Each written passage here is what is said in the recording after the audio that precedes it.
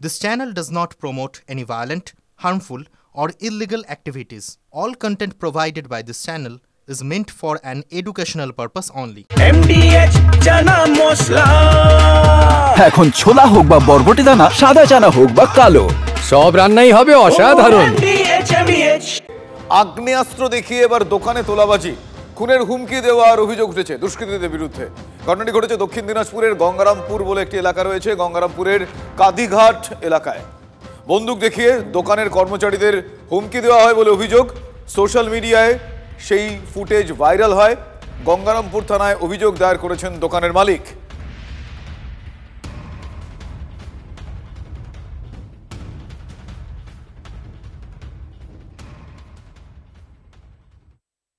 দুপুরবেলা আমি খাওয়া দাওয়া করছিলাম, হঠাৎ করে দুজন আসে আর কি, অচেনা লোক, এবং লোকাল দেখে মনে হলো হয়তো লোকাল হবে।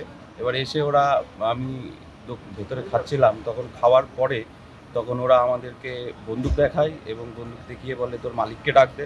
এবার আমি যখন বলি যে মালিক তো এখন আসতে পারবে না, তখন ওরা আমাকে হুমকি দেয়। আমার সহকর্মী রূপক এই মুহূর্তে আমার সঙ্গে রয়েছেন। রূপক, আমরা যতটা যা অভিযোগ শুনলাম, আমরা যে ছবি দেখছি, এখনো পর্যন্ত কি জানা যাচ্ছে? এরা কারা, কি করতে তারা এসেছিল, কি উদ্দেশ্য ছিল, পুলিশ কি বলছে, এখনো কাউকে ধরা গিয়েছে কিনা, ইন ডিটেল জানবো। একদমই গতকাল দুপুরে কিন্তু এই ঘটনা ঘটেছে প্রকাশ্য দিবালোকে। দুজন তৃণমূল দুষ্কৃতী যারা তৃণমূলের বলেই পরিচিত, একজনের নাম পিন্টু ঘোষ, আরেকজনের নাম এখন পর্যন্ত জানা যায়নি। এই পিন্টু ঘোষ স্থানীয় তৃণমূল নেতৃত্ব বলেই কিন্তু সকলেই জানে। সেই কিন্তু তার সঙ্গীকে নিয়ে একটি রিভলভার নিয়ে ওই দোকানে গেছিল কাদিঘাট এলাকায়, নিরঞ্জন দাস নামে এক ব্যক্তির দোকানে। সেখানে গিয়ে তার ছেলে, যিনি ম্যানেজার বলে পরিচিত, অভিজিৎকে হুমকি দেয় যে তার বাবাকে ডেকে দিতে, কারণ টাকা দিতে হবে, তোলাবাজির টাকা দিতে হবে। টাকা যখন বলে যে তার বাবা নেই, আসতে দেরি হবে, তখনই কিন্তু তাকে হুমকি দেওয়া হয়, দ্রুত তার বাবাকে যেন খবর দেওয়া হয় সে এসেছিল এবং টাকা দিতে হবে, সেটা কিন্তু বলে দেওয়া হয়। এবং বারবারই কিন্তু যে এই ক্ষেত্রে তাকে রিভলভার দেখিয়ে হুমকিটা দেওয়া হচ্ছিল। এরপরে কিন্তু আজকে গঙ্গারামপুর থানায় অভিযোগ দায়ের করেছেন অভিজিৎ দাস। এরপরে কিন্তু পুলিশ ওই এলাকায় অভিযান চালিয়ে দুটি কার্তুজ উদ্ধার করেছে, যদিও এই ঘটনায় পিন্টু ঘোষ বা আরেকজন যে ছিল তাকে কিন্তু গ্রেফতার করতে পারেনি। আইন শৃঙ্খলা এবং সাধারণ মানুষের নিরাপত্তা নিয়ে প্রশ্ন তুলে শাসক দলকে নিশানা করেছেন বিজেপি বিধায়ক। দ্রুত দোষীরা ধরা পড়বে, আশ্বাস তৃণমূল ব্লক সভাপতির। একজন তৃণমূলের যুব নেতা সে পিস্তল নিয়ে তোলাবাজি করছে, পুলিশ তার কাছ থেকে 4টা কার্তুজ উদ্ধার করেছে। এবং এরা তোলাবাজি ছাড়া গঙ্গারামপুর কিছু করে না।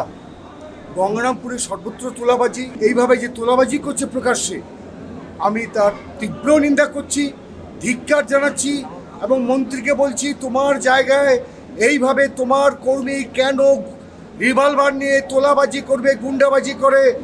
মন্ত্রী তুমি দেখো, নাহলে তুমি পদত্যাগ করো। এ ধরনের কোনো ব্যবস্থা যদি আমাদের দলীয় নেতৃত্ব বা কর্মীরা কেউ করে থাকে, অবশ্যই দল সেটা খতিয়ে দেখে সেটার এগেইনস্টে ব্যবস্থা নেবে। খোঁজ নিয়ে দেখছি আমরা কি।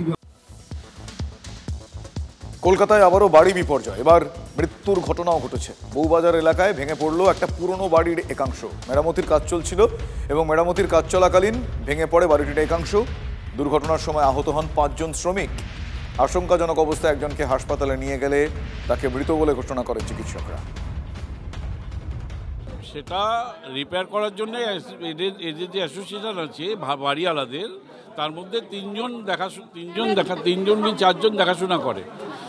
তারা মিলে এটা অনেকদিন ধরে রিপেয়ার করবে বলছিল। সবাই মিলে ভাড়াটের থেকে কিছু পয়সাও চেয়েছিল, আমরাও দেবো বলেছিলাম। তারপরে আমার কাছে আর কোনো খবর নেই, হঠাৎ শুনছি রিপেয়ার হচ্ছে এবং ভেঙে পড়ে গেছে। এটাই এখন ব্যাপার, এর বাইরে কিছু জানি না। এখনো পৌরসভা বিপজ্জন্য বাড়ি এখনো ছিল না। কেন? স্কুলও চলছিল, এখানে বাচ্চাদের স্কুলও চলে, ওই জন্য এখনো বিপজ্জন্য বাড়ি ছিল না। কিন্তু এরা জোর জবরদস্তি করে যে ছান্দা করেছে, এ করেছে, নিজেদের ইচ্ছা মতন না পারমিশন নিয়েছে না কিছু করেছে, যের জন্যে ধসে পড়েছে। ওটা চুন সুরকির জিনিসটা যদি হোল করে তাহলে পড়বে অটোমেটিক। 100 বছর পুরনো যে বিল্ডিং।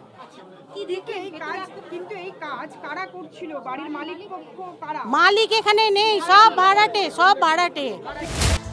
ভোট যত এগিয়ে আসছে, মানে বিধানসভা নির্বাচন, ইতিউতি তত বোমার সংখ্যা বাড়ছে। বীরভূমে তেমনই ছবি দেখতে পাওয়া গিয়েছে আরও একবার। এবার রামপুরহাটে মাঠের পাশ থেকে বস্তা ভর্তি বোমা উদ্ধার হয়েছে।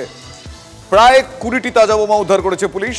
এলাকা ঘিরে রেখেছে পুলিশ। ঘটনাস্থলে বোম স্কোয়াড পৌঁছেছে। আপনারা সেই ছবি দেখছেন। ভোটের আগে কি কারণে মাঠে এরকম বোমা রেখে যাওয়া, কি উদ্দেশ্য যারা রেখে গিয়েছে তাদের, সেগুলো এখনো অতটা ক্লিয়ার হয়নি। কিন্তু ভোট যত এগিয়ে আসছে তত এই ধরনের ঘটনার বহর বাড়ছে। এবার বীরভূমের রামপুরহাটে ব্যাগ ভর্তি বোমা উদ্ধার হয়েছে। অন্ততপক্ষে 20টি বোমা পাওয়া গিয়েছে, তাজা বোমা।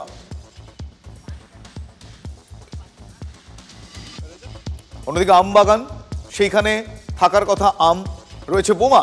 আমবাগানে ছড়িয়ে ছিটিয়ে বোমা পড়ে রয়েছে। আতঙ্কে নদিয়ার শান্তিপুরের মিলেল মাঠ এলাকার বাসিন্দারা। আজ সকালে বাগানে আম পাড়ছিলেন কয়েকজন কর্মী। তারা দেখতে পান যে বোমাগুলো পড়ে আছে। ঘটনাস্থলে পুলিশ এসে সেগুলোকে উদ্ধার করেছে। কিন্তু কোথা থেকে এত বোমা এলো, কে বা কারা বোমা রেখে গেল, এখনো জানা যায়নি। পুলিশ খতিয়ে দেখছে। বাহ, এবার রয়েছে স্বাদ। হ্যাঁ, অপূর্ব স্বাদ। এমডিএচ এর চাঙ্কি চাট মশলা, জীবনে আসল স্বাদ জাগলো। আসল মশলা, এমডিএচ।